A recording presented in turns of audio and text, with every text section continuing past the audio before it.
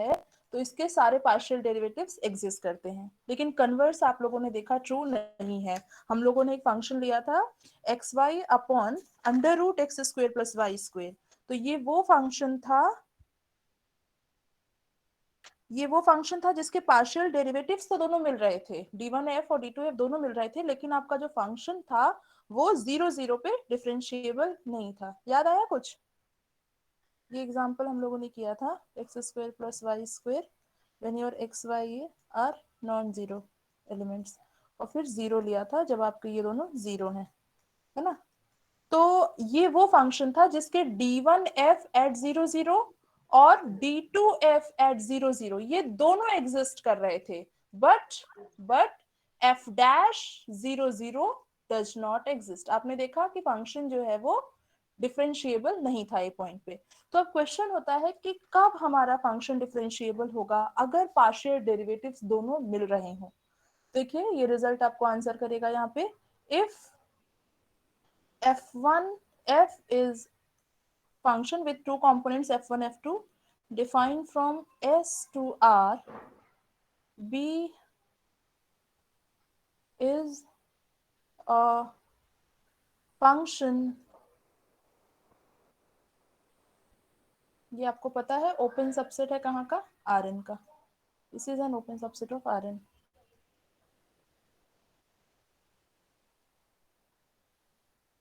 आइए, so if this is a function such that this is a function such that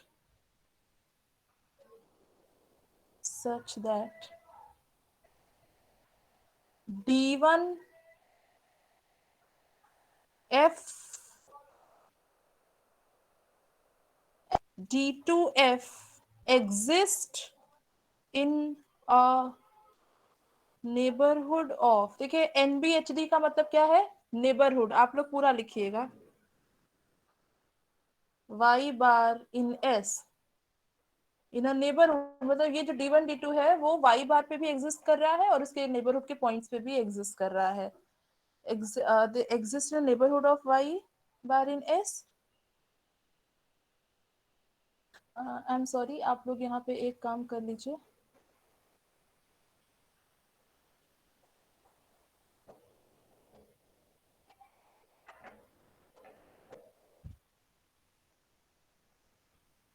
ये आपका R2 है, ये R2 है, Rn नहीं है, ठीक है। यहाँ पे ये डोमेन आर ही होगा या कुछ और होगा, सोच के बताइए आप लोग, थोड़ा तो कंफ्यूजन लग रहा है कुछ। सही है? क्यों भाई, सही है? Yes ma'am. आर होगा कि R2 होगा? R2। R2 होगा मैम। R2 होगा ना, तभी तो दो कंपोनेंट मिलेंगे। वही दो टपल लेना है ना उसमें। आई एम सॉरी, एक मिनट इन्होंने इस तरह से नहीं लिखा है, एक सेकेंड। अभी आप लोग थोड़ा करेंगे तो चेंज करिएगा। f from s where s जो है ओपन सेट है किसका, R2 का इज अ फंक्शन देखो सच दैट, अब ठीक हो गया, ठीक है। वो R1 F1 F2 नहीं होगा, वो हम गलत समझ गए थे, ठीक है। वो आप काट दीजिएगा उसको, बस ऐसे ही कट कर दीजिएगा एक लाइन से, सिंपल लाइन से, ठीक है। ज्यादा वो मत करिएगा वहां पे, सिर्फ आप एक सिंगल लाइन से इसको ऐसे कट कर दीजिए जो एक्स्ट्रा लिखा था।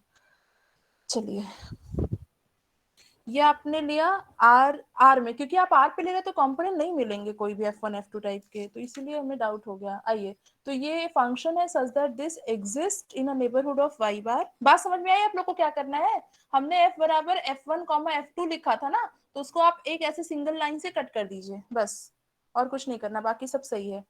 तो ये देखिए, ये वो फंक्शन है जिसका पार्शियल डेरिवेटिव, दोनों पार्शियल डेरिवेटिव्स एग्जिस्ट कर रहे हैं।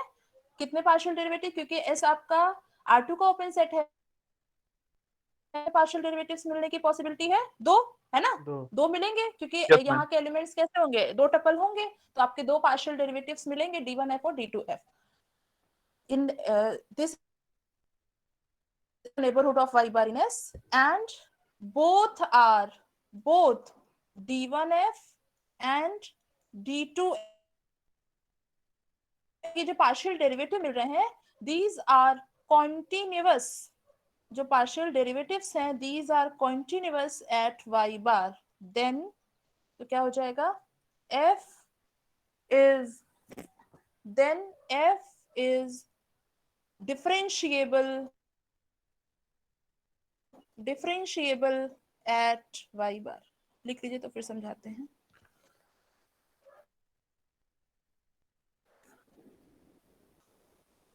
ठीक है, तो देखिए ये क्या कह रहा है कि अगर आपके दोनों पार्शियल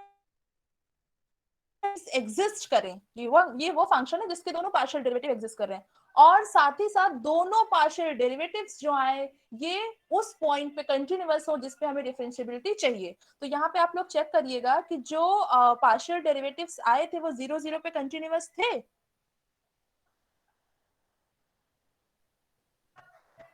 ठीक है, तो ये देखिए जब दोनों पार्शियल डेरिवेटिव एग्जिस्ट करें और दोनों कॉन्टिन्यूअस हो जाएं, तब आप क्या कहेंगे कि आपका फंक्शन जो है वो डिफरेंशिएबल हो जाएगा वाई बार पे। ठीक है, तो एग्जिस्टेंस के साथ आपको और क्या मिलना चाहिए, इन दोनों पार्शियल डेरिवेटिव्स की कॉन्टिन्यूटी चाहिए कंटिन्यूटी होगी। ठीक है, अगर दोनों कंटिन्यूअस नहीं होंगे तो आप, एक एग्जांपल है आपके पास जहां पे दोनों पार्शियल डेरिवेटिव एग्जिस्ट तो करते हैं लेकिन ये फंक्शन डिफरेंशिएबल नहीं होता है वाई बार पे। तो डिफरेंशिएबिलिटी के लिए क्या और चाहिए भाई, इसमें क्या ऐड हुआ है, continuity continuity of partial derivatives, d1f और d2f मैम वो नेबरहुड लिखा है। कहाँ, हाँ एन, हाँ ये नेबरहुड है, नेबरहुड। ठीक है, आप लोग पूरा पूरा लिखिएगा, in a neighbourhood of y bar in S and both d1 and d2f are continuous at a bar। ये जो दोनों पार्शियल डेरिवेटिव्स मिले, अगर ये आपके दोनों कंटिन्यूस तब आपका फंक्शन उस पॉइंट पे डिफरेंशिएबल हो जाएगा। तो पार्शियल डेरिवेटिव एग्जिस्ट करना ही सफिशिएंट नहीं है कि पार्शियल डेरिवेटिव एग्जिस्ट कर जाए उस पॉइंट डिफरेंशिएबल हो जाए। अगर पार्शियल डेरिवेटिव एग्जिस्ट करे और साथ ही साथ वो दोनों y बार पे कॉन्टिन्यूअस हो, तब आपका फंक्शन डिफरेंशिएबल होगा। ठीक है, तो चलिए प्रूफ देखते हैं। तो you have one extra condition with the existence of partial derivative, that both partial derivative must be continuous। अगर continuous नहीं है तो हो सकता है कि डेरिवेटिव डिफरेंशिएबल हो सकता है ना भी हो, दोनों हो सकता है, लेकिन अगर कंटिन्यूअस होंगे तो आपका फंक्शन ऑलवेज y पे डिफरेंशिएबल हो जाएगा। बात समझ में आ गई आप लोग को? Yes ma'am. हाँ, अगर पार्शियल डेरिवेटिव्स कंटिन्यूअस भी हो जाएंगे एग्जिस्ट करने के साथ साथ, तो हमारा फंक्शन y बार पे डिफरेंशिएबल हो जाएगा। आइए तो प्रूफ देखा जाए। अब चलिए, हमने आपको नंबर 23 में कराया है कि 23 एंड 20, हाँ 23 में कराया था कि अगर पार्शियल डेरिवेटिव्स कर जाते हैं तो f डैश a बार किसके बराबर होता है, f dash a bar at u bar किसके बराबर होता है, this is equal to gradient, हाँ ये होता है। तो हमने इसी को बेस बना के एक आपको एग्जांपल, एक डेफिनेशन बताई थी डिफरेंशिएबिलिटी की फॉर R2 to R, याद आया? Yes ma'am. याद आया? तो उसी चीज को हम लोग यहाँ पे फॉलो करेंगे आज। तो आइए, क्योंकि आपको जो फंक्शन है उसका दोनों पार्शियल डेरिवेटिव एग्जिस्ट कर रहा है। तो देखिए हम लोग क्या लेके चलेंगे और क्या दिखा देंगे। So for v bar with components v1 v2 in R2, आप ये वेक्टर लीजिए R2 में, सच y बार प्लस v बार, देखिए y बार आपका इसका पॉइंट है, अब v बार इतना क्लोज है R2 में कि y बार प्लस v बार भी आपका कहाँ S का, हमने ऐसा v बार चूज करा है, such that this belongs to S। ठीक है, तो आपको देखिए क्या देखना होगा, क्योंकि आपको डिफरेंशिएबिलिटी की बात करनी है कि हमारा फंक्शन y बार पे डिफरेंशिएबल होगा, तो हमें क्या चेक करना होगा कि limit v bar tends to 0 bar f y bar plus v bar, बोलिए भाई, minus f y bar minus minus एक आपको टी लीनियर मैप मिले, कहां से कहां, R2 to R such that minus T of V bar upon norm V is equal to 0। आप ये जानते हैं T क्या हो जाता है? T ही आपका F डैश क्या होता है? ये F होता है डैश डैश वाई बार यहाँ हो जाएगा, पॉइंट हमारा वाई बार हो गया, ए की बजाय वाई बार हो गया है। अब आप इस रिजल्ट को यूज करिए, एफ डैश ए एट वाई बार क्या हो जाएगा बताइए, ये किसके इक्वल हो जाएगा? अगर हम इस रिजल्ट को यूज करें तो हमें क्या मिलेगा? Gradient of y bar dot u bar. मिल जाएगा। तो gradient f at y bar sorry y bar into v bar. अब इसको लिखिए, तो जब इसको ओपन करेंगे तो क्या हो जाएगा? ये ग्रेडियंट कितने पार्शियल डेरिवेटिव्स हैं यहाँ पे? सिर्फ d1 d2 है। 2 कंपोनेंट क्या है? v1 v2। तो इसको अगर हम लिखेंगे तो क्या हो जाएगा? इसको लिखेंगे तो क्या हो जाएगा? दिस इज इक्विवेलेंट टू, अब हम लोग को क्या देखना है भाई? We will see that limit this f of y bar plus v bar minus f of y bar minus, देखिए v1, ध्यान से देखिएगा, v1 f at y bar minus v2 d2 f at y bar upon norm of v, ये 0 हो जाए। अगर ये इसको चेक, हम ये चेक करेंगे कि अगर ये लिमिट 0 हो जा रही है तब हमारा फंक्शन y बार पे डिफरेंशिएबल हो जाएगा। बात समझ में आ गई आप लोग को? यहां से हम यहां क्यों आ गए? नॉर्मली आप क्या करना होता है, आपको अगर डिफरेंशिएबिलिटी वाई बार पे चेक करनी है तो you will consider this limit, आप ये लिमिट लेके चलेंगे और दिखा देंगे कि हमारा लिमिट 0 आएगा। लेकिन क्योंकि हमारा पार्शियल, हमें ये गिवन है कि हमारा फंक्शन पार्शियल कि दोनों पार्शियल डेरिवेटिव एग्जिस्ट कर रहे हैं और ये रिलेशनशिप हम जानते हैं, तो इस रिलेशनशिप का इस्तेमाल करके हम यहां से यहां आ गए। ठीक है? Yes, ma'am. यस ठीक है, तो मैम चलिए अब हम लोग ये ना लिख के ये लिखेंगे, तो चलिए f of y bar plus v bar minus f of y bar minus gradient f at y bar of sorry dot product v bar upon norm of v bar। ठीक है, लेंगे rather than t of v bar की बजाय। ठीक है, ये किसके equal होगा भाई? ये इक्वल हो जाएगा, ध्यान से लिखिएगा आप लोग, बहुत आसान है इसका प्रूफ। तो इसको लिखेंगे तो ये क्या हो जाएगा? y के कॉम्पोनेंट्स हम लोग मान लेते हैं y1 y2 है, तो इसको आप लिख सकते हैं 1 अपॉन नॉर्म v, बाहर लिख लीजिए, ब्रैकेट के अंदर लिखा जाए तो देखिए ये क्या हो जाएगा? This will equal to f of y1 plus v1 comma y2 plus v2। क्यों भाई, सही है? Yes, ma'am. Minus F of y1 comma y2, और इसका एक्सप्लेन, इसको हम यहाँ पे बता चुके हैं, ये इसके बराबर होगा। तो ये हो जाएगा माइनस ऑफ, इसको हम हटा रहे हैं थोड़ा, अब समझाने के लिए लिखा था, तो ये किसके बराबर है ये आपको पता है यहाँ से,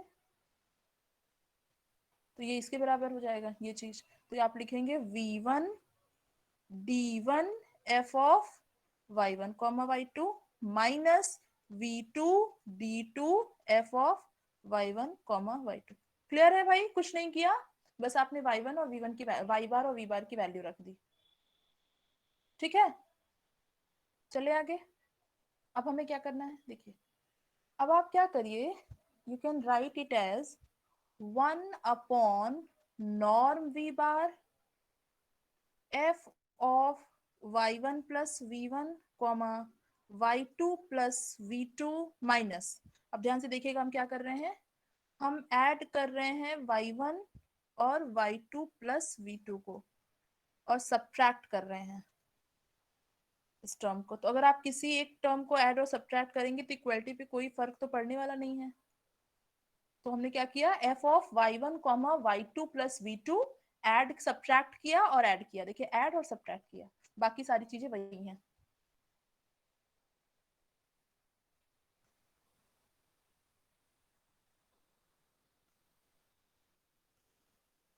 ठीक है, कि भाई सही है ना? Yes, ma'am. अब चलिए, अब फिर से समझना है आप लोग को, तो देखिए अगर हम लोग gx डिफाइन कर दें, ध्यान से सुनिएगा, gx डिफाइन कर दें नया फंक्शन एक, f of x comma y2 plus v2। यहीं पे आपको बस समझना है, सिर्फ और सिर्फ यही एक इंपॉर्टेंट पॉइंट है इस प्रूफ का जो आपको समझना है। आइए, तो अगर आप इसको डिफाइन कर देंगे, ठीक है, ये डिफाइन कर देंगे, तो g डैश x क्या हो जाएगा, g डैश x क्या होगा भाई, जी आपका R2R फंक्शन हो गया कि नहीं, R2R फंक्शन हुआ, देखिए जी आर सिर्फ आर पे डिपेंड कर रहा है, एक्स पे डिपेंड कर रहा है, जी ऑफ एक्स क्या हो गया, एफ ऑफ एक्स कॉमा, इसको हमने फिक्स कर दिया है, इसको आप फिक्स कर दीजिए, ठीक है, इसको एक तरीके से भूल जाइए। तो ये आपका हो गया g x is equal to f of x comma some constant, ऐसे समझ सकते हैं, समझ सकते हैं ना। तो जी डैश एक्स ध्यान से देखिए क्या हो जाएगा, तो एफ का with respect to first component partial derivative, तो ये क्या हो जाएगा, d1f eight x v2 plus v2 हो जाएगा। बात समझ आ रही है कि नहीं। अगर हम gx इसको डिफाइन कर दें, इसको इस कॉम्पोनेंट को आप फिक्स कर दीजिए, तो अब आप देखिए g ऑफ x1 क्या हो जाएगा, fx1 y2 plus v2, g of x2 क्या हो जाएगा, fx2 y2 प्लस v2। जैसे जैसे x वेरी करेंगे वैसे आपको सिर्फ यहाँ फर्स्ट कोऑर्डिनेट चेंज करना होगा, सेकंड ऑलवेज फिक्स रहेगा। बात समझ में आ गई मैम हाँ, एफ ऑफ y1 y2 कहाँ पे गया, वो जो ऊपर लिखा है। नहीं उसको भूल जाइए, हम यहाँ पे आपको बात बता रहे हैं, हम इसको एक फंक्शन ले रहे हैं, gx नया फंक्शन ले रहे हैं, जितना बता रहे हैं सिर्फ पहले उतना समझने की कोशिश करिए, अभी ये आएगा। ये बात क्लियर है कि नहीं, जी आर टू आर फंक्शन होगा या नहीं, चलो ये बताइए। होगा मैम। हो जाएगा। देखिए आप जैसे जैसे x चेंज करेंगे सिर्फ f के फर्स्ट कोऑर्डिनेट में चेंज होगा, सेकंड कोऑर्डिनेट फिक्स है, तो आप इसको एक फंक्शन ऑफ रियल x का फंक्शन नहीं देख सकते हैं, this is a function of x, ये जो है function this is a function of x, इसीलिए हमने क्या लिखा g of x is equal to f x comma ये सेकंड आपका जो कोऑर्डिनेट है फिक्स है। जैसे समझने के लिए देखिए, फॉर एग्जांपल जैसे आपका है f ऑफ x कॉमा 5, ठीक है, ये है, ये आपने फिक्स कर दिया, 5 को फिक्स कर दिया, जहां पे आपका f तो r2 टू r फंक्शन है, लेकिन आप अब क्या कर दिए, y कोऑर्डिनेट फिक्स कर दिए हैं, अब आप x वेरी करिए बस। तो जब आप x वेरी करेंगे तो पहला मान लीजिए हमने x को ले लिया 2,5, तो g ऑफ 2 आपको मिल गया, इसी तरह से g ऑफ 3 क्या मिलेगा भाई, g ऑफ f ऑफ 3,5 सिर्फ किसमें चेंज होगा, फर्स्ट कोऑर्डिनेट में, सेकंड कोऑर्डिनेट सब में फिक्स रहेगा, चाहे आप तो g 100 निकाल लीजिए, तो ये क्या हो जाएगा f of 100,5 second coordinate always fix रहेगा, ठीक है। इसी तरह से हमने ये फंक्शन कंस्ट्रक्ट करा है, समझ में आ गया कि नहीं।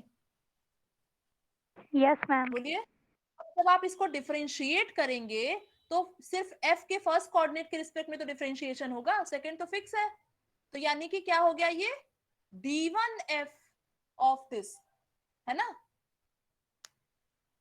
होगा कि नहीं, ये बात बताइए। Yes ma'am. किसके रिस्पेक्ट करेंगे, तो इस फंक्शन को किसके रिस्पेक्ट में डिफरेंशिएट करेंगे, with respect to its first component, और आप जानते हैं कि अगर फर्स्ट कंपोनेंट के रिस्पेक्ट में डिफरेंशिएट करेंगे तो फर्स्ट पार्शियल डेरिवेटिव मिलेगा, इसका मतलब ये आपका d1 ऑफ f हो जाएगा। इस बात को ध्यान से समझिएगा, नहीं समझ में आएगा हम फिर से बताएंगे। इतनी बात क्लियर हो गई कि नहीं, यहां से यहां आ गए। पहले तो ये बताइए कि g r2r फंक्शन होगा या नहीं, क्योंकि f आपका r2 टू r फंक्शन है, तो g हमारा r2r, ठीक है। अब g डैश x, क्योंकि g तो सिर्फ x पे डिपेंड कर रहा है, तो ये तो रियल वेरिएबल का फंक्शन हो गया, और हम रियल वेरिएबल में डिफरेंशिएशन कर सकते हैं, टोटल डेरिवेटिव मतलब d by dx of gx लिख सकते हैं, लेकिन जब यहाँ डिफरेंशिएशन करने पहुंचेंगे तो यहाँ हम देखेंगे कि सिर्फ फर्स्ट कोऑर्डिनेट के रिस्पेक्ट में डिफरेंशिएट कर पा रहे हैं, क्योंकि सेकंड फिक्स है। तो और आप ये जानते हैं कोऑर्डिनेट के रिस्पेक्ट में जो डिफरेंशिएशन होता है वो क्या होता है, फर्स्ट पार्शियल डेरिवेटिव देता है, इसका मतलब g डैश x ये हो जाएगा। क्लियर हो गया, क्लियर हो गया, अभी भी कोई डाउट है, बोलिए, अभी भी कोई डाउट है। क्लियर मैम, आगे बताइए। अब इसी तरह से अगर हम सेकंड कोऑर्डिनेट में कर दें, मतलब फर्स्ट कोऑर्डिनेट को फिक्स कर दें और सेकंड कोऑर्डिनेट डिफाइन कर दें, मतलब g ऑफ y डिफाइन कर दीजिए f of y1 comma x, तो आपका ये सेकंड कोऑर्डिनेट फंक्शन हो जाएगा और ये भी R2R फंक्शन होगा, लेकिन जब आप डिफरेंशिएट करेंगे तो आपको क्या मिलेगा, सेकंड पार्शियल डेरिवेटिव। तो पहले इसको समझिए फिर बताते हैं। यहां तक क्लियर है? अब आप क्या करिए, आपका g डिफरेंशिएबल हो गया, ठीक है, g डिफरेंशिएबल हो गया। हम लोग क्या करते हैं, y बार के अराउंड एक क्लोज्ड इंटरवल लेंगे, ठीक है, g R2R फंक्शन है। तो g डैश अगर डिफरेंशिएबल हो गया तो वो कंटिन्यूअस हो गया। आप जानते हैं every differentiable function is continuous, तो g डिफरेंशिएबल भी हो गया और कंटिन्यूअस भी हो गया, ठीक है। अब आप क्या करिए, लाग्रांजेस मीन वैल्यू थ्योरम लगा दीजिए इस gx के लिए। तो क्या लगाएंगे, देखिए हम लगाने जा रहे हैं Lagrange's mean value theorem on the interval y1, y1 plus v1। इस g के लिए लबेग, इस g के लिए हम लोग, सॉरी लबेग बोल रहे हैं, इस g के लिए हम लोग लाग्रांजेस मीन वैल्यू थ्योरम लगाएंगे ऑन दिस इंटरवल, क्योंकि जी R2R फंक्शन है, आपको ये क्लोज, इस क्लोज इंटरवल पे आप ले रहे हैं तो R, ठीक है। तो ये आपका कंटिन्यूअस भी हो गया, डिफरेंशिएबल भी हो गया, सब हो गया। अब आप क्या करिए, लाग्रांजेस मीन वैल्यू थ्योरम लगाइए। तो क्या कहता है लाग्रांजेस मीन वैल्यू थ्योरम, अगर ए बी है इंटरवल तो जी बी माइनस जी ए अपन बराबर b minus a minus a into g dash c for some c in open interval a b. a से b। याद आया, क्लोज इंटरवल ए बी के लिए हम लोग लाग्रांजेस मीन वैल्यू थ्योरम क्या लिखते हैं, g b minus g is equal to b minus a into g dash c for some c in open interval a b. अब आप थीटा के फॉर्म में याद करिए, थीटा के फॉर्म में भी कराया गया था। अगर आप बी को ए प्लस एच ले लेते हैं तो क्या हो जाता है, g a plus h minus g a is equal to h g dash a plus theta h for theta in open interval 0-1। ये वाला फॉर्म याद आया यस मैम। क्यों भाई, याद आ गया? अब आप क्या करिए, इसको देख लीजिए एच, सॉरी ए, और इसको देख लीजिए एच, तो ये क्या हो गया, ए प्लस एच नहीं हो गया, ए कॉमा ए प्लस एच हो गया कि नहीं, बोलिए। Yes ma'am. तो ये क्या हो जाएगा, यहां से क्या मिलेगा हमें, जी की वैल्यू पुट करिए, जी आपका ये है फंक्शन, जी आपका फंक्शन ये है, तो क्या हो जाएगा, g of y1 plus v1। एक सेकेंड लिखवाएंगे, जी ऑफ, बात समझ में आ रही सभी को ना, हम इस क्लोज इंटरवल के लिए जी के लिए लाग्रांजेस मीन वैल्यू थ्योरम लगा रहे हैं। तो क्या हो जाएगा, g of a plus h means y1 plus v1 minus g of a minus g of y1 is equal to h, h क्या है आपका v1, v1 जी डैश ए क्या है आपका y1, y1 तो y1 प्लस थीटा v1 है ना, H हमारा थीटा v1 है, v1 where theta belongs to open interval 0-1। इतनी बात क्लियर है? Yes ma'am. अब देखिए, अब इसको हम लोग इसमें ट्रांसफर करें तो क्या हो जाएगा, अब आप f के टर्म में लिखेंगे तो क्या हो जाएगा, this is equal to f of, लिखवाइए x की वैल्यू पुट करिए, तो f of y1 plus v1 comma y2 plus v2 minus f of y1 comma y2 plus v2 is equal to क्यों नहीं नीचे हो रहा, हाँ, इज इक्वल टू v1, ठीक है, v1 हो गया। और आप जानते हैं कि जो g डैश है वो किसके बराबर है, g डैश किसके बराबर है, d1f के, yes ma'am.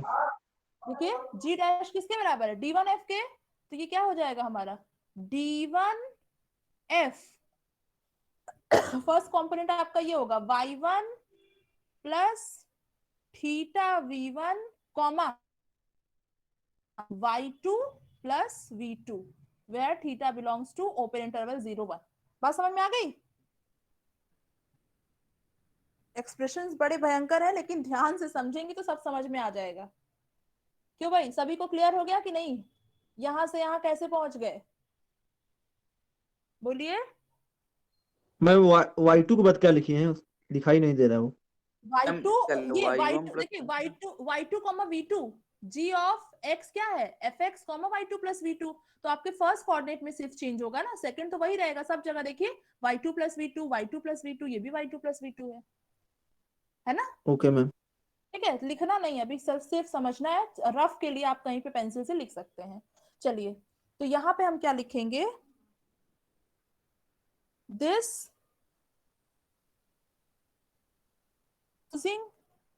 Using Lagrange's mean value theorem, हम सीधे लिखने जा रहे हैं क्या, using Lagrange's mean value theorem we get, क्या मिल जाएगा हमें, तो देखिए ये एक्सप्रेशन आपको जो आया जो मिला है वही लिखेंगे। तो क्या मिला है, हमें मिला है ये वाला लिखिए, ये चीज, ये तो हमें मिला है f ऑफ y1 प्लस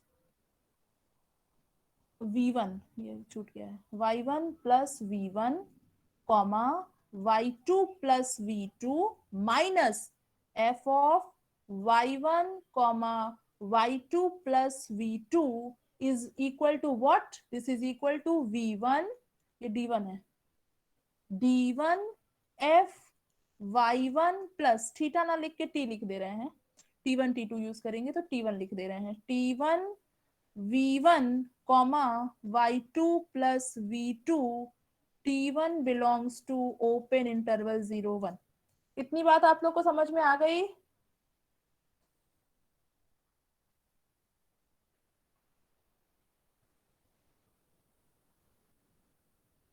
ठीक है, इतनी बात क्लियर हो गई? Yes ma'am. Yes, ma'am.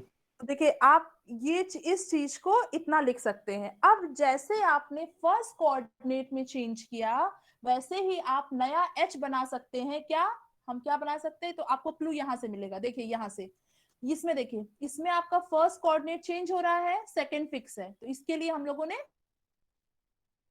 ये वाला ये gx डिफाइन किया जिसमें आपका फर्स्ट वेरी कर रहा है, सेकंड फिक्स है। अब यहाँ पे ध्यान से देखिए तो क्या है, इन दोनों फंक्शन को देखिए, अरे भाई क्या हो गया, ये तो छूट गया, सॉरी, ये f ऑफ y1 y2 छूट गया, y1 कॉमा y2 ये छूट गया, इसको लिख लीजिए यहाँ पे, तो ये था ना, इसको हमने ऐड और सब्ट्रैक्ट किया था, ये ओरिजिनली था तो ये तो छूट ही गया, और ये तो अपने रहेंगे। लिख लिया आपने, लिखिए, हो गया, हो Yes, गया ma'am. भाई। हाँ तो देखिए यहाँ पे हम जब देख रहे थे तो हमारे फर्स्ट कोऑर्डिनेट में चेंज हो रहा था, सेकंड फिक्स था, देखिए ये फिक्स्ड है, इसमें भी फिक्स्ड है और इसमें भी फिक्स्ड है, दोनों में फिक्स्ड है ये आपका, ठीक है। अब यहाँ देखिए इन दोनों को देखिए, तो इसमें फर्स्ट y1 है, इसमें भी फर्स्ट y1 है, चेंज कौन हो रहा है, सेकंड वाला y2 प्लस v2 ये हो रहा है, ये y2 हो रहा है। सेम उसी तरह से जैसे यहाँ पे पहला हो रहा था y1 प्लस v1 और यहाँ पे y1, तो आप देख पा रहे हैं कि यहाँ पे इन दोनों को अगर हम लें, इस फंक्शन का कॉम्बिनेशन लें इन दोनों का, तो चेंज किस में हो रहा है, इन दोनों को कंसीडर करें तो चेंज किस में हो रहा है, फर्स्ट या सेकंड कोऑर्डिनेट में,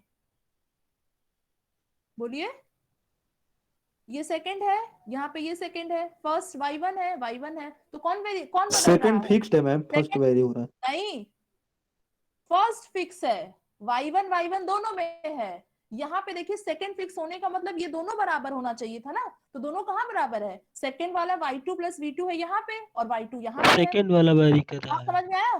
तो देखिए यहाँ पे सेकंड चेंज हो रहा है, फर्स्ट कांस्टेंट है, फर्स्ट फिक्स्ड है एक तरीके से कहिए तो फर्स्ट फिक्स है। तो इसी तरह से जैसे आपने यहाँ पे g ऑफ x डिफाइन किया fx comma y2 plus v2, इसी तरह से अगर हम h डिफाइन करें, अगर हम h डिफाइन करें h of x is equal to, तो देखिए क्या डिफाइन होगा, फर्स्ट सेम है और क्या है, y1 है, तो f ऑफ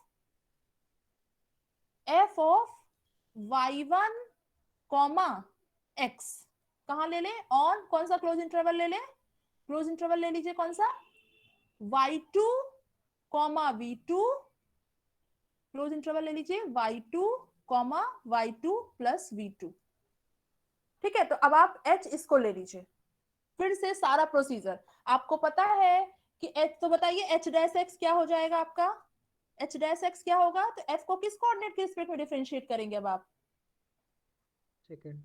Second.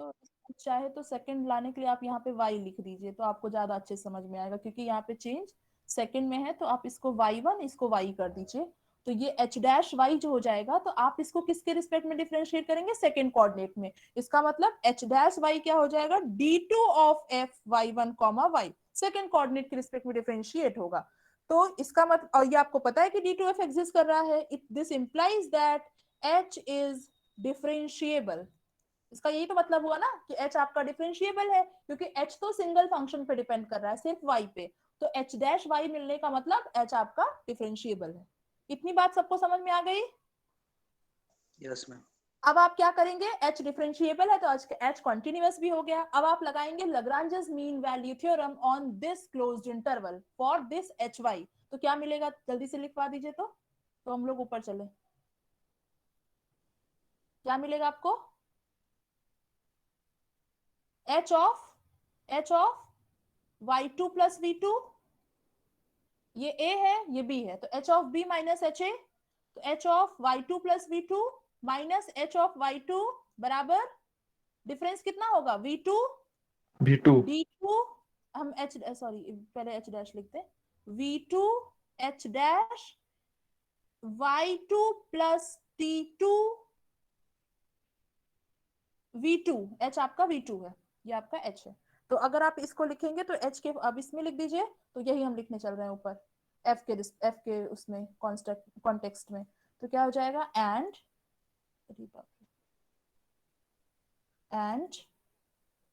और क्या हो जाएगा जो अभी हमें नीचे मिलने वाला है, तो क्या मिलेगा देखिए, h of v2 y2 plus v2 क्या हो जाएगा यहाँ से, f of y1 comma y2 plus v2, तो y2 plus v2 minus f of this, तो हो जाएगा f ऑफ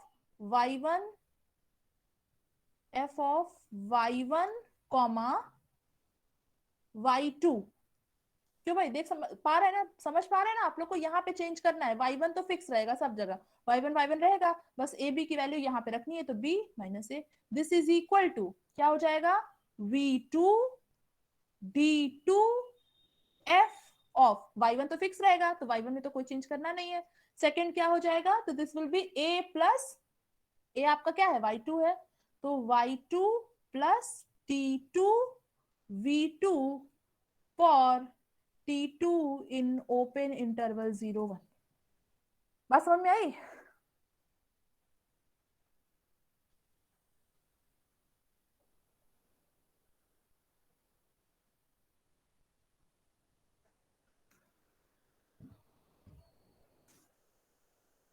इस चीज को समझ लीजिए तो आप लोग को प्रूफ क्लियर हो गया।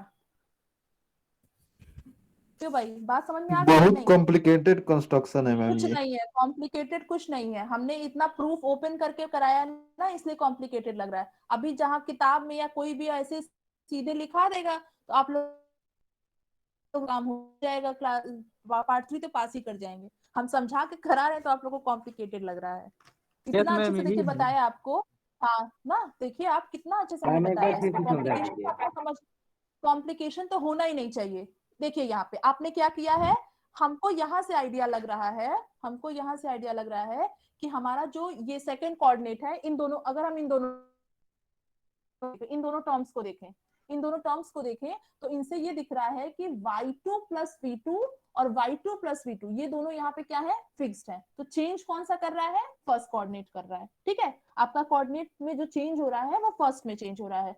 तो इसी के अकॉर्डिंग हमने डिफाइन किया एक फंक्शन जिसमें आपका सिर्फ फर्स्ट कोऑर्डिनेट वेरी करेगा, सेकेंड कोऑर्डिनेट यही वैल्यू टेक करेगा, ठीक है, तो वो y2 प्लस v2। अब जब आप g डैश x निकालेंगे तो आप देख पा रहे हैं कि f को फर्स्ट कोऑर्डिनेट के रिस्पेक्ट में डिफरेंशिएट किया जाएगा। इसका मतलब हमें क्या मिलेगा, first partial derivative, it means g dash x is equal to d1 of f। अब आपको गिवन है कि f का दोनों पार्शियल डेरिवेटिव एग्जिस्ट कर रहा है और दोनों के दोनों कॉन्टिन्यूअस भी हैं। अभी हमने सिर्फ एग्जिस्टेंस वाला पार्ट यूज किया है, कंटिन्यूटी अभी यूज करना बाकी है। तो g डैश x बराबर इतना हो जाएगा, it means g dash is differentiable, और आप जानते हैं कि अगर फंक्शन डिफरेंशिएबल है तो वो कॉन्टिन्यूअस भी हो जाएगा।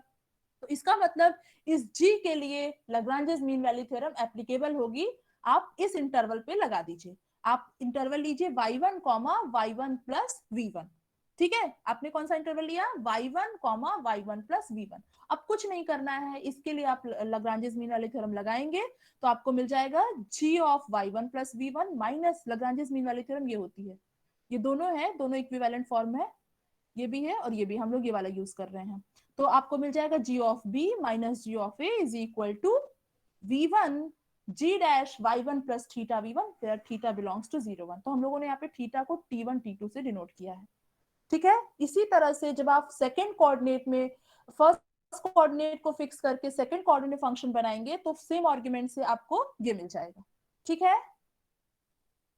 Yes, ma'am. Yes, clear ma'am. है, क्लियर है। अब आइए, अब देखिए तो ये किसके बराबर हो जाएगा, ये किसके बराबर हो जाएगा। अब आपका यहाँ पे वैल्यू पुट करेंगे इन दोनों की तो क्या मिलेगा, चलिए। सो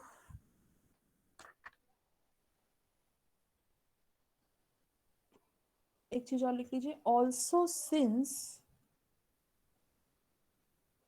v1 अपॉन नॉर्म v। देखिए आपको पता होगा कि जो मॉड v1 होता है, मॉड v1 वो लेस देन और इक्वल टू होगा norm of v1 comma v2 से, ये पता है कि नहीं, होता है ना, Yes, ma'am. ये होता है। तो जब आप मॉड निकालेंगे इसका तो this is always less than और इक्वल टू 1। इसी तरह से एंड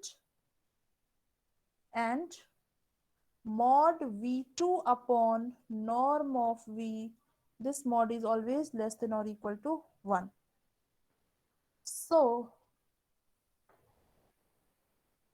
therefore, तो देखिए क्या हो जाएगा, therefore अब आपका जो पहला वाला एक्सप्रेशन था, ये वाला एक्सप्रेशन, ये किसके बराबर हो जाएगा, आप देखिए तो ये आपका हो जाएगा, लिमिट ले लीजिए आप लोग, therefore limit v bar tends to 0 bar f of y bar plus v bar minus f of y bar minus gradient f of y bar dot v bar upon norm of v bar, ये किसके equal हो जाएगा, this is equal to, ये equal हो जाएगा limit v bar tends to 0 bar v1 upon norm of v bar bracket में d1 f of y1 plus t1 v1 comma y2 plus v2 minus d1 of f y1 comma y2, ठीक है। Plus देखिए हमने क्या किया है, इसको ऊपर लिख दिया है, यहाँ पे इस चीज को यहाँ पे लिख दिया और इस चीज को भी यहाँ पे लिख दिया। तो v1 यहाँ पे कॉमन है तो आप v1 और d1 वाले एक साथ लिख देंगे, v2 और d2 वाले एक साथ लिख देंगे, वही काम कर रहे हैं। तो v1 d1 वाले एक साथ लिख दिए तो v1 d1 ये दोनों है, v1 यहाँ बाहर आ गया तो ये हो गया। प्लस अब v2 वाला बचा तो v2 वाला कितना हो जाएगा, limit v bar tends to 0 bar v2 upon norm of v bar, बचेगा क्या, बचेगा आपका d2f of y1 comma y2 plus t2v2 minus d2f of y1 comma y2। एक दो बार जब आप लोग प्रैक्टिस करेंगे ना इसको लिखने की, आप पढ़ेंगे दो बार तो समझ में आ जाएगा अपने आप, कोई चीज रटने की जरूरत नहीं पड़ेगी। बस ये है कि मतलब एक्सप्रेशंस लंबे लंबे हैं तो लिखने में दिख रहा है कि हैवी है, लेकिन है कुछ नहीं, ठीक है। तो चलिए अब आइए, ये लिमिट इसके बराबर हो जाएगा। अब आप देखिए जब आपका v टेंड करेगा 0 की तरफ तो v1 v2 किसकी तरफ टेंड करेंगे, v1 v2 किसकी तरफ टेंड करेंगे, v बार अगर आपका टेंड कर रहा है 0 बार की तरफ तो v बार क्या है, v1 v2 ही तो है। तो अगर v बार आपका टेंड कर रहा है 0 बार, इसका मतलब क्या हुआ, v1 किसकी तरफ टेंड कर रहा है 0 एंड v2 भी टेंड कर रहा है 0 की तरफ, है ना, क्यों भाई, Yes, ma'am. सही है ना। अब Yes, देखिए ma'am. यहाँ देखिए जैसे ही v बार टेंड करा 0 की तरफ तो ये तो एक फिक्स मतलब कोई भी कांस्टेंट वैल्यू होगी जो कि लेस देन और इक्वल टू, जिसका मॉडुलस ऑलवेज लेस देन और इक्वल टू 1 होगा, तो ये लिमिट पे इफेक्ट नहीं करेगी, ठीक है। ये हो गया, मतलब इन्फिनिटी की तरफ तो नहीं ले जाएगी, एक तरीके से ये कहना है। अब यहाँ देखिए तो जैसे आपका v बार 0 की तरफ टेंड करेगा, v1 बार 0 की तरफ टेंड करेगा, सॉरी v1 और v2, तो जब v1 टेंड करेगा 0 की तरफ तो t1 v1 भी 0 की तरफ टेंड करेगा और v2 0 की तरफ टेंड करेगा, ठीक है, करेगा, यस मैम। क्यों,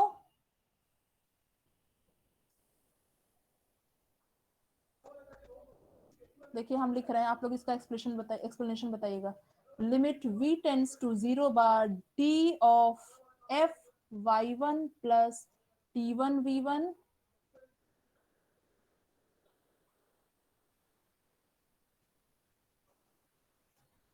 कॉमा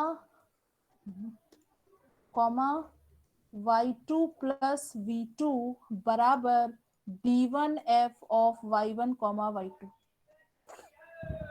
ये हो जाएगा। एक्सप्रेशन देख के घबरा रहे होंगे आप लोग। क्यों भाई, होगा कि नहीं? यस मैम, हो जाएगा। क्यों क्यों क्यों? रीजन बताइए। मैम वी बार D1 बराबर F V1 V2 है, कामा कर दीजिए। D1 F y बार पे कंटिन्यूअस है, मींस इसका क्या मतलब होगा? लिमिट, अगर हम दूसरे नोटेशंस में लिखें तो limit W bar tends to 0 D1 F y1 y bar plus W bar is equal to क्या हो जाएगा? D1 F of f y of bar. y bar क्योंकि आपको क्या गिवन है? F आपका D1 F कंटिन्यूअस है, ये आपको गिवन है। देखिए ये गिवन है ना, D1 F और D2 F दोनों कंटिन्यूअस हैं। तो D1 F अगर y बार पे कंटिन्यूअस है तो इसको हम लोग इस तरह से लिखे हैं। अब आपको पता है जैसे ही v बार टेंड कर रहा है 0 की तरफ, ये वाला भी टेंड कर रहा है 0 की तरफ और ये वाला भी टेंड कर रहा है 0 की तरफ, मतलब कुछ इस तरह का सीन हो रहा है। तो ये किसकी तरफ, ये वैल्यू क्या हो जाएगी? This is equal to D1 F of y1 comma y2 which is same as D1 F of y bar. Clear है इतनी बात?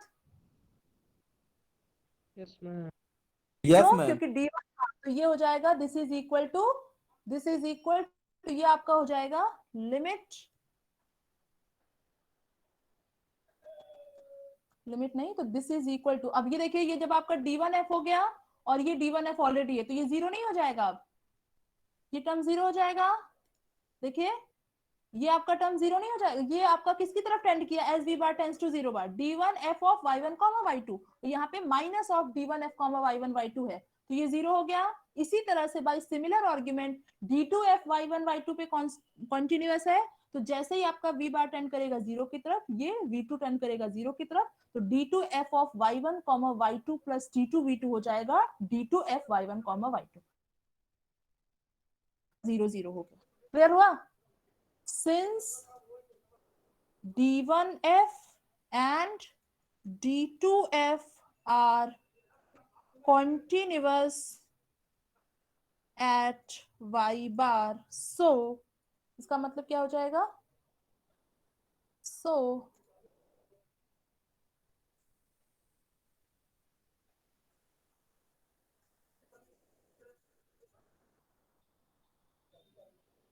तो क्या हो जाएगा? So D1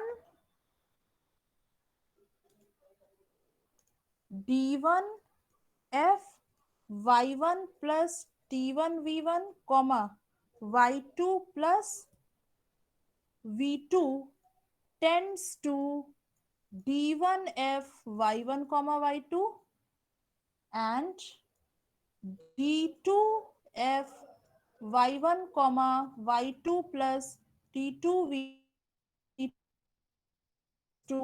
D2 F y1 comma y2 as v tends to 0 or v1 comma v2 tends to v1 comma v2 tends to 0 0,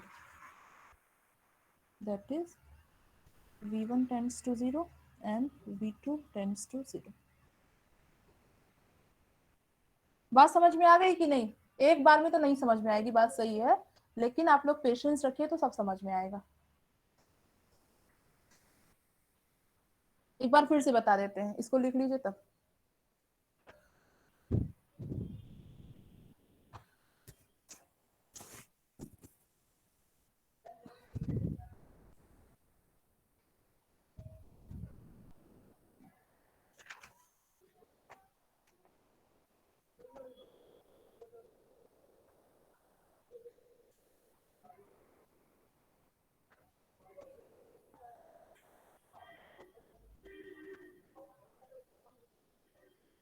हो गया सभी का?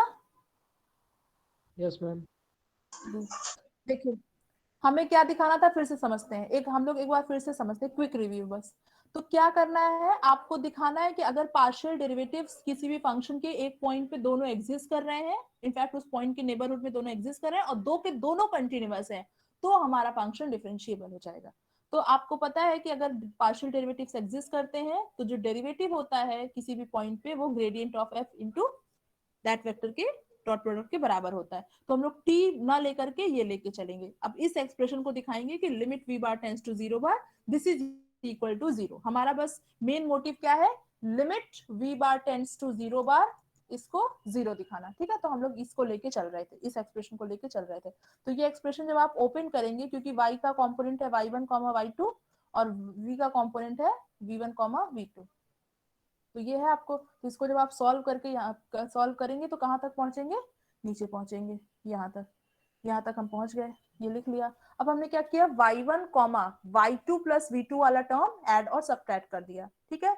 तो इससे क्या हो गया, इससे हमें एक आसान रास्ता मिल गया Lagrange's mean value theorem apply करने का for this pair and for this pair, इन दोनों पेयर के लिए। तो यहाँ पे देखने पे ये पता चल रहा है कि सेकंड कोऑर्डिनेट फिक्स है तो हम लोग पहले वाले के लिए लगा देंगे, और यहाँ पे फर्स्ट कोऑर्डिनेट फिक्स है तो हम लोग सेकंड वाले के लिए लगा देंगे। बाकी सारा एक्सप्लेनेशन यहाँ है।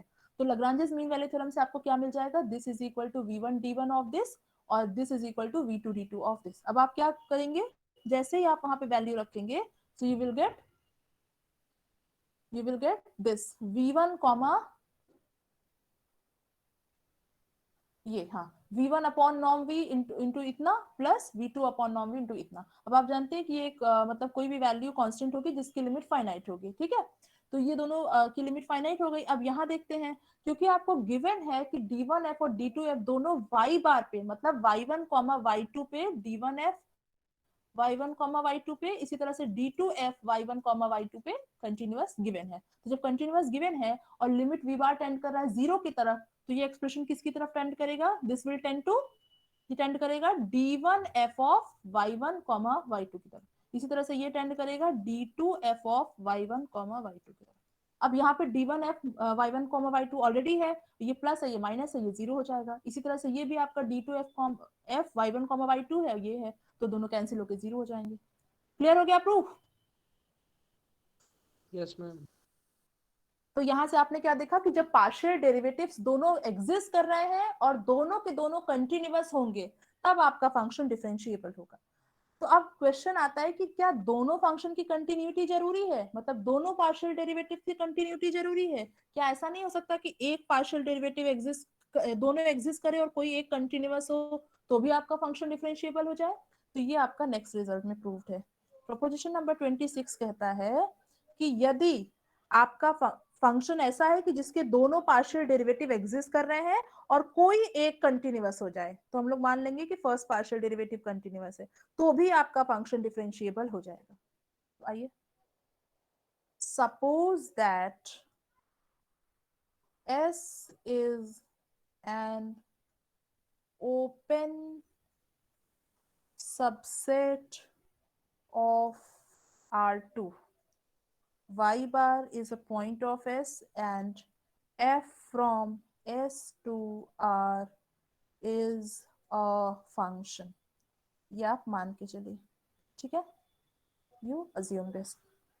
Now if partial derivatives d1f d2f exist in S, ठीक है, and d1f is continuous, मतलब सिर्फ एक पार्शियल डेरिवेटिव कॉन्टिन्यूअस है किस पे, y बार पे, देन तब भी आपका फंक्शन उस पॉइंट पे डिफरेंशिएबल हो जाएगा। Then f is differentiable at y bar, ठीक है। इसका प्रूफ भी उसी प्रूफ के सिमिलर है, तो आपको काफी हद तक प्रूफ समझ में आएगा, वहां पे आप समझ चुके हैं प्रूफ।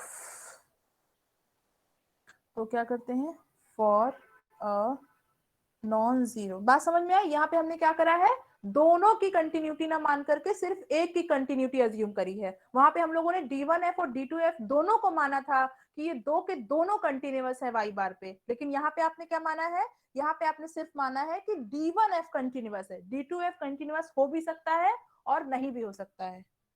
ठीक है, चलिए, तो for a non zero vector v in R2 such that y bar plus v बार, मतलब v बार इस तरह से चूज करा है कि ये s में हो, तो आपको क्या मिलेगा, अब आपको पता है प्रूफ क्या करना है। वी हैव, देखिए क्या हो जाएगा, आप क्या लेके चलेंगे, बोलिए भाई, ऊपर से देख के ही बोलिए।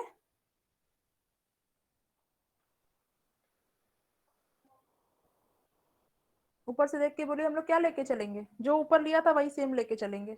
लिखवाइए, चलिए लिखवाएंगे तो आप लोग को मतलब थोड़ा सा सही लगेगा। चलिए बोलिए, F of y bar plus v bar minus हाँ y bar plus v bar minus F of y bar minus gradient gradient of F of y bar y bar into v dot bar v upon norm of v bar. Norm of v, ये लेके चलेंगे। तो अब आप इसको जानते हैं, इसको क्या करेंगे, इसके बाद क्या करेंगे, this is equal to value लिखते हैं, है ना, तो क्या हो जाएगा ये y1 plus v1 comma y2 plus v2, है ना, minus F of y1 comma y2 minus v1 d1f y1 comma y2 minus v2 d2f of y1 comma y2 upon norm of v। ठीक है, ये हो गया। अब आप क्या किए थे वहां पे, क्या किया था हम लोगों ने, जल्दी बताइए, बहुत Add and बहुत subtract. सिमिलर प्रूफ है, क्या करेंगे,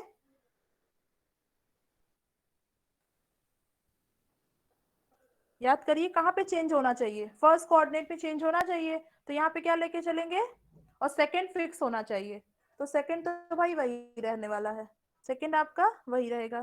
फर्स्ट में क्या ले ले, ये चेंज हो जाए, बोलिए भाई, y1 y1 ले ले, तो ये आपका y1 प्लस v2 है, ये y1 है, चेंज हो गया, वेरी गुड। तो अब आपने इसको सब्ट्रैक्ट किया तो क्या, F of y1 comma y2 plus v2 minus F of y1 comma y2, बाकी सारी चीजें वही हैं, v1 d1 F of y1 comma y2 minus v2 d2 F of y1 comma y2 upon norm of v। ठीक है, अब इसके बाद क्या किया था, अब आपने मीन वैल्यू थ्योरम यूज करी थी, क्यों भाई, मीन वैल्यू थ्योरम यूज करी थी ना, yes मैम क्या मिलेगा वहां से,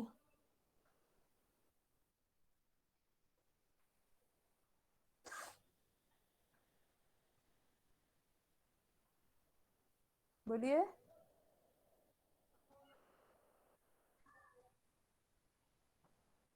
मीन वैल्यू थ्योरम लगाइए, सिर्फ इसके लिए लगाइए, क्या मिलेगा, बोलिए,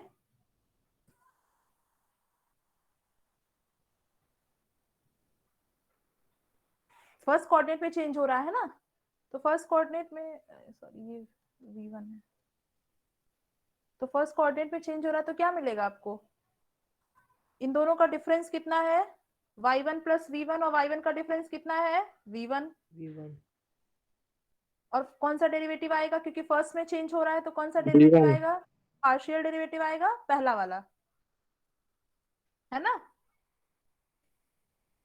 yes इसी ma'am पे आपको फोकस करना है, इसी पे सिर्फ, सेकंड तो फिक्स है, you have to just focus on this.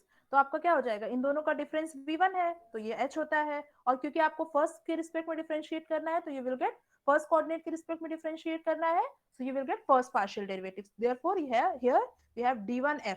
अब यहाँ पे क्या होगा भाई, सेकंड तो फिक्स रहेगा, उसमें तो कुछ करना ही नहीं है, उसको पहले ही लिख देते हैं। चलिए, अब यहाँ पे क्या होगा, y1 प्लस सम t1 v1, जहाँ पे t1 आपका some element of open interval 0 1, तो लिखवाइए y1 प्लस t1 v1,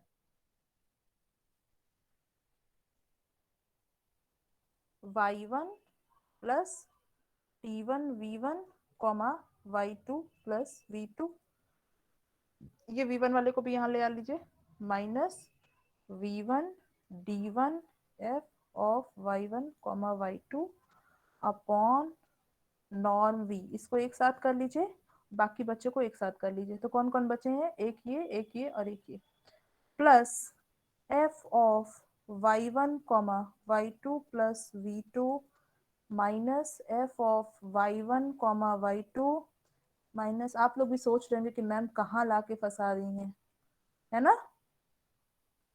क्यों भाई? Yes, ma'am. यस मैम, कर लीजिए। बहुत टफेस्ट चीज चल रही है, लेकिन देखिए हमें तो नहीं टफ लग रहा है, एक्सप्रेशंस बड़े बड़े हैं बस, और टफ कुछ नहीं। इतना प्रूफ कितना आसान है, देखिए आपको फर्स्ट वेरिएबल के रिस्पेक्ट में लगा देना है, सेकंड वेरिएबल के रिस्पेक्ट में लगा देना है, बस बाकी चीजें वही लिखनी। लिखना खूब बड़ा बड़ा पड़ रहा है, इसलिए एक्सप्रेशंस भयंकर है, इसलिए आपको लग रहा है कि काफी बड़ा काम कर रहे हैं, लेकिन एक दो बार पढ़ेंगे तो लगेगा कि कुछ नहीं किया, बहुत आसान था। चलिए भाई आइए, तो यहाँ तक तो पहले की तरह चला। अब आप सोच रहे होंगे कि वहां पे तो मैंने D1 लिखा था और D2 भी किया था, यहाँ पे D2 क्यों नहीं किया? तो वहां पे हम लोगों को दोनों की कंटिन्यूटी दी थी, D1 और D2 की, दोनों की। यहाँ पे हमने सिर्फ D1 की कंटिन्यूटी अज्यूम करी है। तो जब आप limit v bar tend to 0 bar करेंगे तो ये एक्सप्रेशन तो 0 की तरफ टेंड कर जाएगा, क्योंकि D1F कंटिन्यूअस है। लेकिन अगर आप यहाँ पे D2 वाला लिखते तो वो एज इट इज रह जाता, इसलिए हमने इसको D2 के फॉर्म में नहीं कन्वर्ट किया। क्लियर है? बात समझ में आई कि नहीं? Yes ma'am. अगर आप यहाँ पे D2 के फॉर्म में लिख भी लेंगे तो limit v bar tends to 0 bar ये 0 नहीं होगा, तो इसको हम लोग को इस टर्म को हम लोग को दूसरे तरीके से हैंडल करना होगा। That's why I have not used here Lagrange's mean value theorem. तो यहाँ पे लिख दीजिए for t1 in open interval 0 1 using Lagrange's mean value theorem. ठीक है, ये आपने कहीं कहीं आपको सिर्फ मीन वैल्यू थ्योरम भी लिखा मिलेगा, तो मीन वैल्यू थ्योरम का भी मतलब लाग्रांजेस मीन वैल्यू थ्योरम ही होता है। डाउट मत करिएगा कि मैम ने क्या करा दिया, जब आप इस्तेमाल करेंगे तो आपको साफ साफ दिख रहा है कि आप लाग्रांजेस मीन वैल्यू थ्योरम से ही यहाँ से यहाँ आ पाएंगे। अब आइए भाई, हमारा मेन मोटिव क्या है? मेन मोटिव क्या है? Limit v bar tends to 0 bar this is equal to 0, यही तो दिखाना है डिफरेंशिएबिलिटी के लिए। क्यों? डिफरेंशिएबिलिटी दिखाने के लिए यही तो दिखाना होगा कि limit v bar tends to 0 bar this is equal to 0। तो यानी कि ये जो इक्वल आ रहा है ये समहाउ हम 0 दिखा लें। तो चलिए, सिंस, अब आर्गुमेंट लिख लीजिए, since D1F is continuous at y bar in S and v1 upon norm of v, इसका जो मॉड्यूलस है ऑलवेज लेस देन 1 होगा। सो तो आपको क्या मिल जाएगा, देखिए लिमिट, ये वाला जो फर्स्ट टर्म है या इसमें जो फर्स्ट टर्म है, फर्स्ट टर्म क्या हो जाएगा, ये आपका 0 हो जाएगा। So limit v bar tends to 0 bar v1 upon norm of v bar D1F y1 plus w नहीं t1 plus t1 v1 comma y2 plus v2 minus d1f y1 comma y2, ये 0 हो जाएगा। क्यों भाई 0 हो जाएगा? ये यस मैम। 0 हो जाएगा ना? क्लियर है? यस हाँ, मैम। ये 0 हो जाएगा क्योंकि आपका D1F कंटिन्यूअस है, और जैसे ही v बार टेंड करेगा 0 की तरफ, ये भी करेगा 0 की तरफ टेंड, और ये भी 0 की तरफ टेंड करेगा। तो ये अल्टीमेटली वैल्यू हो जाएगी D1F y1 कॉमा y2, और ये यहाँ पे ऑलरेडी है तो दोनों साइन सब्ट्रैक्ट होकर दोनों आपको 0 दे देंगे, तो ये 0 हो जाएगा। इसको आप चाहे तो इक्वेशन नंबर स्टार मान दीजिए, समझ में आएगा क्यों मान रहे हैं अभी। चलिए, तो इतनी बात तो क्लियर हो गई। अब बचा देखिए, जब आपका लिमिट इसको v की तरफ टेंड करे, लिमिट v बार टेंड करेंगे 0 की तरफ, मतलब limit v bar tends to 0 of this expression, तो ये इसके इक्वल आया है ये। तो जब आप लिमिट v बार टेंड करेंगे 0 की तरफ तो क्या हो जाएगा, ये तो 0 की तरफ टेंड कर जाएगा, ये एक्सप्रेशन आपको this is equal to 0 as v bar tends to 0। लेकिन इसका क्या होगा, इसका क्या होगा? ये तो एज इट इज रहेगा ना, आपको कुछ नहीं पता है, D2F की कंटिन्यूटी दी नहीं है। तो अब हमारा जो काम होगा वो इस एक्सप्रेशन को हैंडल करना होगा। ठीक है, तो चलिए दो केसेस में हम लोग इसको डील करेंगे। तो केस 1, आज समझ में आ रही है हम लोग अब क्या करने जा रहे हैं?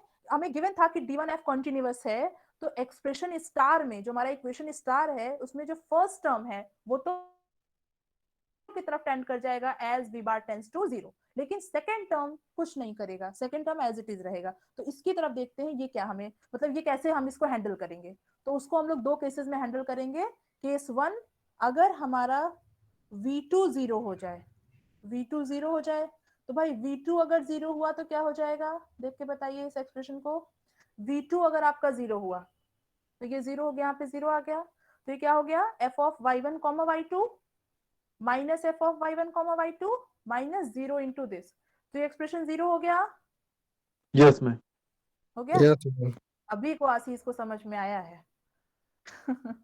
चलिए, तो f of y1 comma y2 plus v2 minus f of y1 comma y2 minus v2 d2 f y1 comma y2, ये आपका 0 हो जाएगा। ये आप इंश्योर कर रहे हैं v2 जैसे ही 0 होगा ये एक्सप्रेशन 0 हो जाएगा।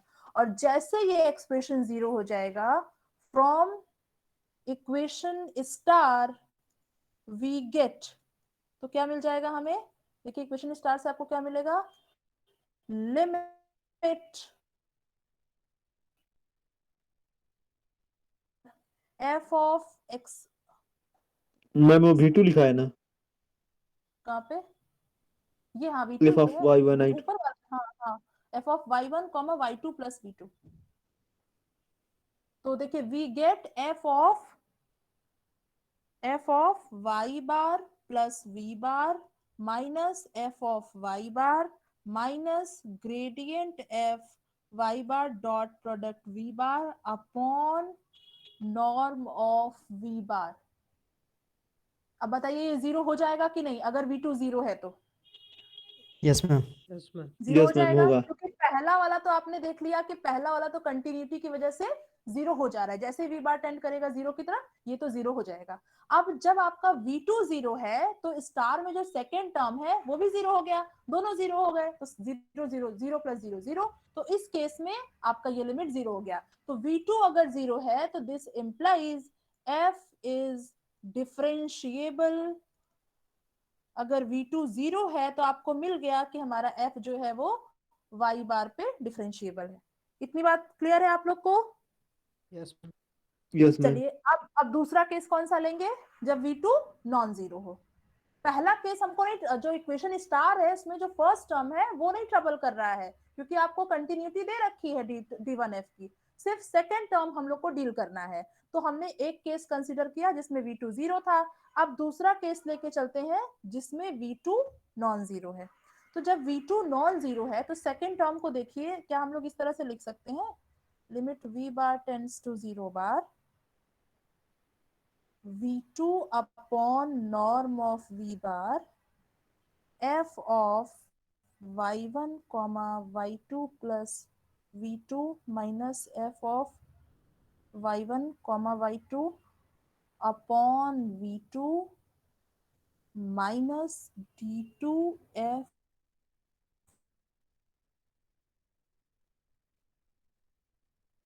सकते हैं सेकेंड टर्म को, अगर इक्वल टू 0 है। क्या किया है, v2 से आपने डिवाइड कर दिया है। इस एक्सप्रेशन को देखिए, क्या किया रहेगा, और हमने ऊपर यहाँ पे न्यूमरेटर में v2 लिख दिया है। तो देखिए हमने क्या लिखा है यहाँ पे, v2 अपॉन नॉर्म v। अब इसमें तो v2 है नहीं तो यहाँ तो डिवाइड ही होगा, यहाँ v2 था तो v2 से v2 कैंसिल हो गया, तो ये आपको मिल गया। ठीक है, क्योंकि v2 नॉन जीरो है तो आप v2 से मल्टीप्लाई और डिवाइड कर सकते हैं। तो हमने क्या किया, एक तरीके से v2 अपॉन v2 लिखा, अब v2 को अंदर भेज दिया और एक v2 बाहर रख लिया न्यूमरेटर में, और डिनोमिनेटर में नॉर्म v था तो उसको अंदर मतलब बाहर कर लिया। तो आपको मिला बाहर v2 अपॉन नॉर्म v, और डिनोमिनेटर का v2 अंदर चला गया, यहाँ पे v2 ऑलरेडी था तो ये v2 से v2 कैंसिल होके सिर्फ आपको मिला d2f y1 y2, और यहाँ पे डिनोमिनेटर में v2 रह जाएगा। ठीक है Yes, क्यों ma'am. भाई, सही है ना? क्यों आशीष, क्लियर हुआ कि नहीं? यस मैम, समझ में आ रहा है अब। समझ में आ रहा है? अब देखिए, अब आप हमको बताएंगे, जब v बार टेंड करेगा 0 बार की तरफ तो v2 किधर टेंड करेगा, v2 किधर टेंड करेगा, v बार क्या है, v1 v2 ही तो है, तो जब v टेंड कर रहा है 0 की जीरो। तरफ। अब इस एक्सप्रेशन को देखिए जरा, तो v2 टेंस टू 0, यानी कि ये आपको मिल गया y1 y2 plus k minus F of y1 y2 upon k limit k tends to 0। ये बना कि नहीं बना? ये चीज इस तरह के नहीं दिख रहा है? v2 की जगह k देख के रख के देखिए, तो यही तो मिल रहा है आपको। क्यों भाई, मिल रहा है कि नहीं ये? और यही क्या Yes, होता ma'am. है? और यही क्या होता है? बोलिए। D2F Y1 Y2 second, very good, d2f y1 y2, very good. तो ये क्या हो जाएगा? This will be d2f y1 y2, और यहाँ पे d2f y1 y2 पहले से है, तो d2f y1 y2 minus d2f y1 yes ma'am, cut के 0 हो 0 आ जाएगा। जाएगा।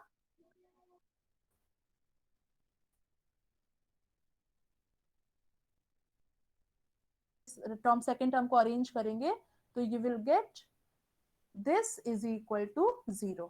तो ये आपका जो लिमिट आ गया, दिस इज इक्वल टू 0, ये लिमिट आपकी 0 आ गई।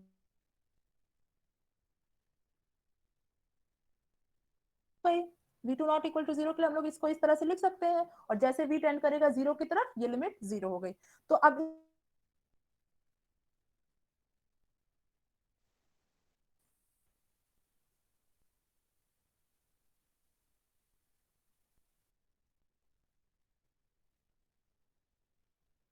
मैम वॉइस नहीं आ रही है।